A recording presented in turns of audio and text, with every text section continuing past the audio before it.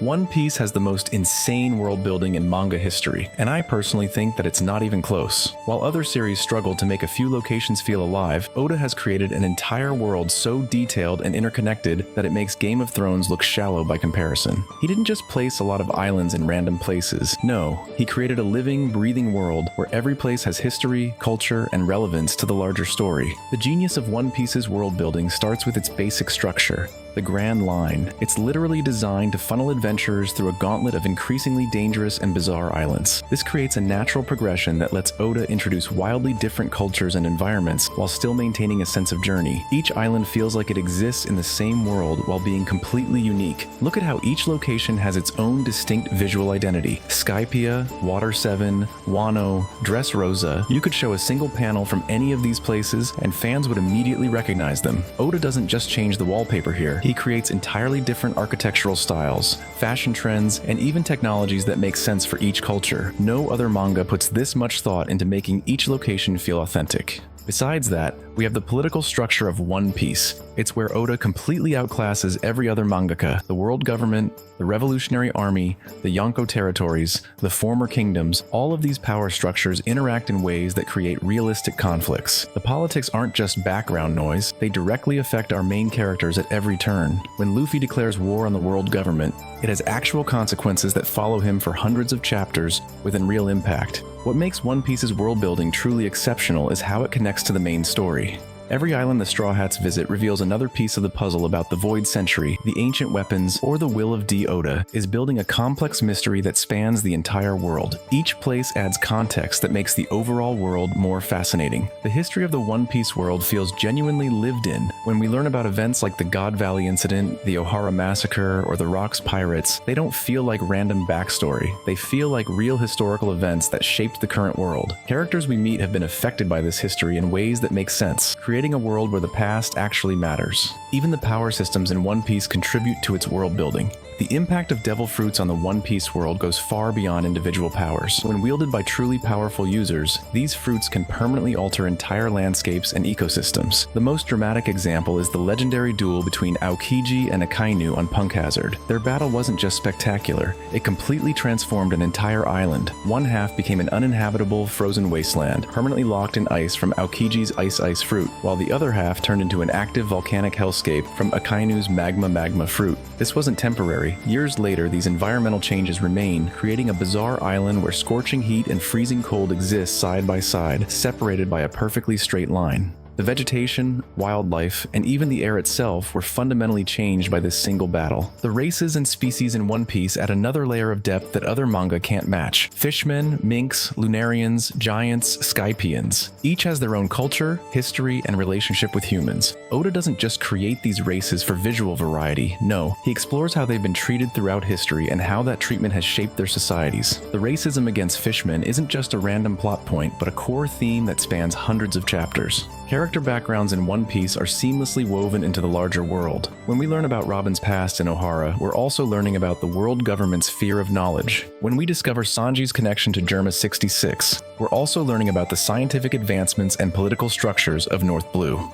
Every character backstory expands our understanding of the world in meaningful ways. What truly separates One Piece from other manga is how Oda plants seeds that grow over decades of storytelling. Concepts introduced in Chapter 100 become crucial plot points 600 chapters later. Mysterious figures mentioned in passing become major players years down the line. This isn't just good storytelling, it's world building that was planned from the beginning, creating a sense that this world existed long before our protagonists entered it and will continue long after. The geography of One Piece demonstrates Oda's attention to detail. Each island's location affects its climate, culture, and politics. Islands under Yonko control develop differently than those under world government protection. Islands at different points in the Grand Line face different challenges. This creates a world that feels logically consistent despite its fantastic elements. Even the everyday aspects of life in the One Piece world receive Oda's attention. Currency systems, communication methods, transportation networks, food cultures, these mundane details make the world feel lived in.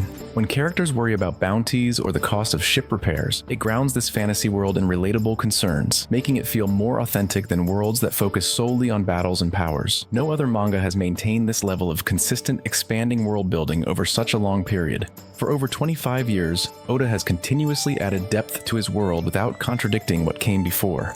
That's not just impressive, it's essentially unheard of in serialized storytelling. The One Piece world doesn't just destroy other manga worlds, it stands as one of the greatest fictional worlds ever created, regardless of medium. Take a look at how Oda handles mythology within his world. While many manga create basic origin stories or simple legends, Oda weaves complex mythologies that blend with actual history. The Void Century, the Ancient Kingdom, the meaning of D, all these elements form a mythology that characters in the world believe different things about. Some think they're just legends, others dedicate their lives to uncovering the truth. The way different cultures interpret these same events adds another layer of realism to the world. The Grand Line itself serves as the perfect storytelling device. By dividing the world into sections with the calm belts and the red line, Oda created natural boundaries that explain why certain cultures developed in isolation.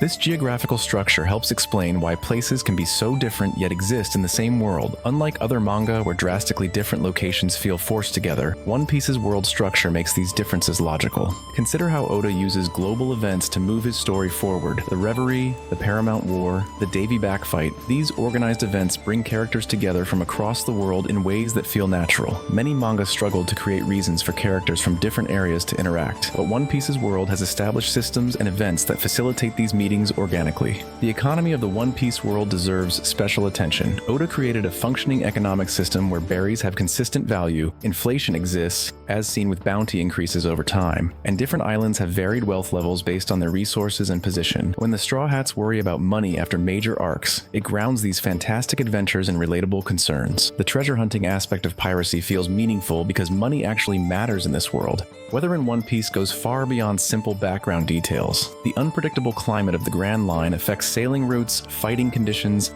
and even character development. Nami's role as navigator gains importance because weather can literally kill crews in this world. From the Karakazi of Wano to the eternally frozen Drum Island, climate shapes how people live and fight in ways other manga rarely explore. Oda also excels at creating distinct cultural practices for each location. From the water-based transportation in Water 7 to the sky burial customs of Skypiea, these details make each island feel like a place where people actually live, rather than just a backdrop for fights.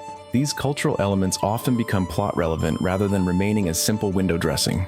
Information flow in the One Piece world creates another fascinating dynamic. News coups deliver papers, with information controlled by the world government. Rumors spread through paradoxically isolated, yet connected communities. The deliberate control and manipulation of information becomes a plot point itself, reflecting real-world concerns about media and power in ways most manga never approach. The presence of functioning governments with different systems adds another layer to One Piece's world building. Alabasta's monarchy works differently from Dressrosa's, which differs from Wano's isolationist shogunate. Each government system brings its own problems and strengths, creating varied political landscapes that affect how the Straw Hats must operate on each island. Marine branches and their varied approaches to justice show how even within a seemingly monolithic organization like the world government, significant cultural and philosophical differences exist. Some Marines follow absolute justice, while others believe in moral justice. These differences create conflicts within what could have been a one-dimensional antagonist force. The Revolutionary Army serves as the perfect foil to the world government, giving Oda the opportunity to explore themes of freedom, justice, and governance from multiple perspectives. By having major characters affiliated with different factions, readers get to see the world from varied viewpoints, making the political landscape feel balanced and complex.